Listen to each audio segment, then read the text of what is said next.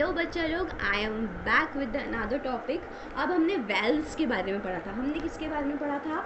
VALVES, valves. कौन कौन सी? Tricuspid and bicuspid. तो इस पर कंफ्यूज नहीं होना है। अब हम वॉल्स पढ़ेंगे, ठीक है? तो इसमें ज़्यादा नहीं है, ये बहुत छोटा वीडियो है, ठीक है? तो ऑरिकल्स के बारे में हम इसमें देख रहे हैं। The inner wall surface here present a series of transverse muscular ridges called musculi pectinati. अब इसको हम डायग्राम से समझेंगे। पहले आप ये समझ लो कि ये रिजेस का मतलब क्या होता है। रिजेस मतलब होता है उभार, कुछ नहीं है, उभार है। आप ऑब्वियस सी बात है, यहाँ पे देखो, ये जो हमारा डायग्राम था, ये वाला जो हमारा डायग्राम था, कौन सा वाला? जो एक्चुअल डायग्राम था, उससे ये वाला रफ डायग्राम मैंने बनाया है। देखिए, ये देखिए, ये वाला जो पार्ट है ये आपका ऑरिकल है, ठीक है? ये आपका वेंट्रिकल है। ये आपके ऑरिकल की इनर सरफेस है, ठीक है? ये वाली सरफेस जो है ये आपके ऑरिकल की इनर सरफेस है। इसी को हम क्या बोलते हैं? मस्कुलर पैक्टिनिटी, ठीक है? ये उभार जो दिख रहे हैं ना, ये मस्कुलर रिजेस बोला है उसको। मस्कुलर रिजेस है ना, मसल्स के जो उभार हैं उसको क्या बोल रहा है? मस्कुलर पैक्टिनिटी, जो कि किसकी वेल्स में? इनर वेल्स में प्रेजेंट होते हैं। वॉल्स में, वॉल्स, वेल्स नहीं, वॉल्स में प्रेजेंट होते हैं। किसकी? ऑरिकल की, एट्रियम की, ठीक है? ऑरिकल को एट्रियम भी बोलते हैं, ठीक है? ये हमने पढ़ चुका था। ट्राइकस्पिड वॉल्व है, जहाँ से यहाँ से ब्लड आता है और ये ओपनिंग होती है एवी फोरामेन। अब ये वेंट्रिकल है। वेंट्रिकल की वॉल्स के बारे में हम देख लेते हैं, ठीक है? The inner wall is rough due to the presence of the muscular ridges. इसका नाम लंबा है, मैं बता रही हूँ।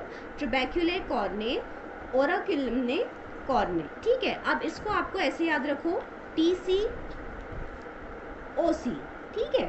तो TC मीन्स ट्यूबैक्युले कार्ने, ओरेकुलम कार्ने, ठीक है? इस तरीके से आप इसको याद रख सकते हो, TCOC से।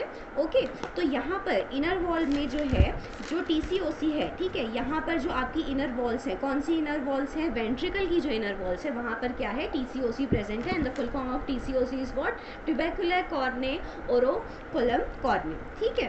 उसके बाद में अगर हम बात करें, these continue as papillary muscles whose one end is attached to the ventricle wall and the other end is attached to the curves of the AV valves by the chordae tendineae. अब ये point को समझने के लिए आप मेरी बात ध्यान से सुनिए, ठीक है?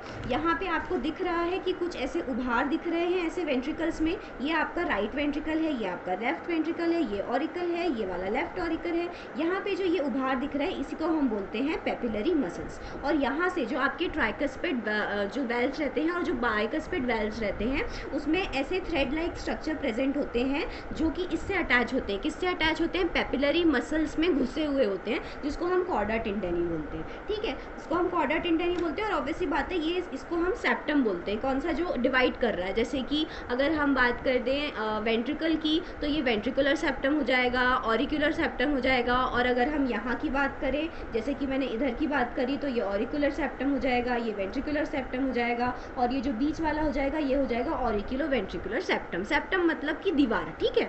उसके बाद में हम वॉल की बात कर रहे हैं, किसकी? वेंट्रिकल की। तो हमने अभी देखा कि TO और CO, ठीक है? इसको इस ऐसे याद रखना है। और उसके बाद हमने ये देखा कि यहाँ पर पेपिलरी मसल्स प्रेजेंट होती है, जिससे अटैच होते हैं कॉर्डा टेंडनी, जो किसके साथ अटैच है? ट्राइकस्पिड और bicuspid valve on the right and left side. Alright, these chordae tendineae are collagenous and inelastic cords, one end of which is inserted in the papillary muscles and the other is connected to the flaps of the AV valves. मैंने यही बताया किससे connected रहते हैं।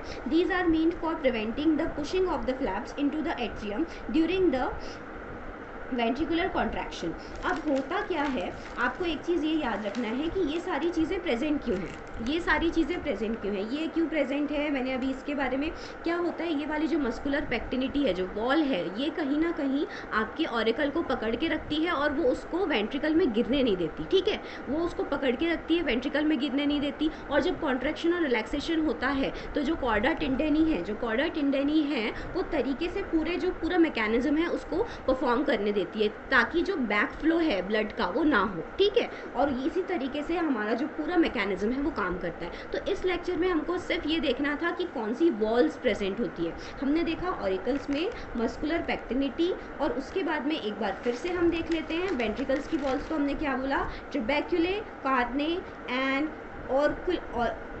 ऑर्कुलम ने Carney, ठीक है। इसको आप बार बार रिपीट करेंगे तो याद हो जाएगा, ठीक है। TCOC किसकी है, वेंट्रिकल्स की, और ऑरिकल्स की है मस्कुलर पेक्टिनी, ठीक है। उसके बाद में यहाँ पे जो उभार प्रेजेंट है वेंट्रिकल्स में नीचे साइड में, वो है पेपिलरी मसल्स, जो किससे अटैच है, ट्राइकस्पिड बाइकस्पिड वेल से, bye the chorda tendineae thread like structures. Alright, तो ये हमको याद रखना है, बार बार रिवाइज करेंगे तो ऑब्वियसली याद हो जाएगा। So this is all about the today's lecture. In the next video we will discuss about the next another topic, so please keep watching the videos guys. Thank you.